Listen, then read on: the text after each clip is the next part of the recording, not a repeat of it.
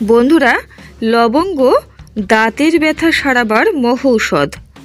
বহু প্রাচীনকাল থেকেই দাঁতের ব্যথা সারাতে লবঙ্গ এবং লবঙ্গের তেলের প্রয়োগ হয়ে আসছে আয়ুর্বেদ চিকিৎসাতে।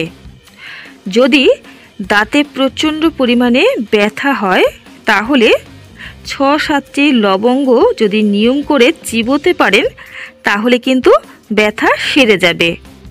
দাঁতের মাড়িতেও যদি ব্যথা হয় বা মাড়ি ফুলে যায়, অথবা মুখ গহ্বরের ভেতরে যত বড় ঘাই হোক না কেন, যদি লবঙ্গ নিয়ম করে খেতে পারেন তাহলে কিন্তু একদমই এই সমস্ত সমস্যার থেকে সমাধান পাবেন।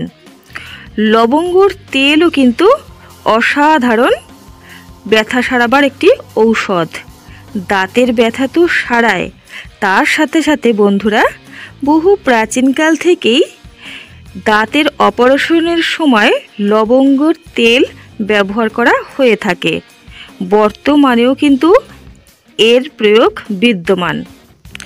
তাই আপনারা যদি নিয়ম করে 2টি করে লবঙ্গ চিবোতে পারেন, যাদের দাঁতে কোনো সমস্যা নেই তাহলে কিন্তু দাঁতে কখনোই ব্যথা হবে না, দাঁতের মাড়ি বা দাঁতের কোনো সমস্যা হবে না, এবং মুখগহ্বরের দুর্গন্ধও কিন্তু থাকবে না।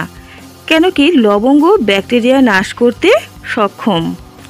বন্ধুরা, ভিডিওটি ভালো লাগলে অবশ্যই লাইক করবেন, শেয়ার করবেন বন্ধুদের সঙ্গে, চ্যানেলটিকে সাবস্ক্রাইব করে রাখবেন নিয়মিত গুরুত্বপূর্ণ আপডেটগুলো পাওয়ার জন্য।